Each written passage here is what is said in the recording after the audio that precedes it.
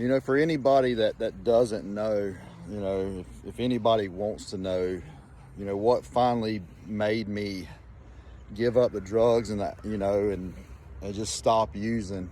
Well, I wish it was that simple that I just, you know, stopped and everything was fine, but it wasn't like that. I was too far in. But the thing that changed my life and what has to happen for anybody that wants to get clean and sober, you've got to be tired. You've got to get tired of living the way you're living. You know, you've got to want the change for yourself. It's all fine, well, and good when somebody else wants it for you, right? Because if you have somebody that's in addiction right now, somebody that you love that's in addiction, you know, you really want them to get clean. But the sad part is, if they don't want it for themselves, it's not going to happen. It's really not.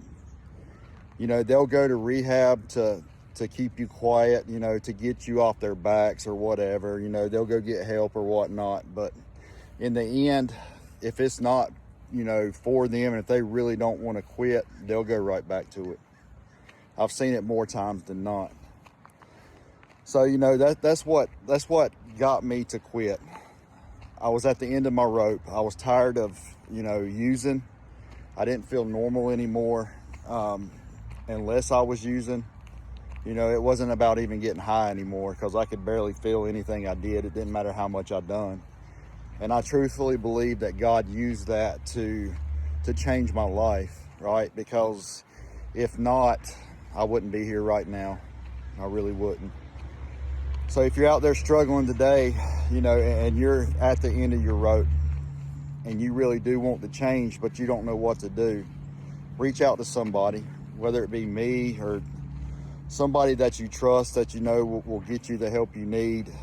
Even if it's just buying my book, you know, it's, like I said, it's not about the money. It's about getting the book into people's hands that need it. And that book will help you, right? But the biggest thing you can do is cry out to God and tell him that you can't do it on your own, because that's what I had to do. And once I've done that, you know, God has carried me almost 13 years into sobriety. And I'm talking about abstinent sobriety. I don't have to use anything. And it's the best feeling in the world. It's the best feeling in the world. While I'm on here, we do have a YouTube page now, Dead to Addiction. Y'all go subscribe to it. We got some exciting things coming down the line.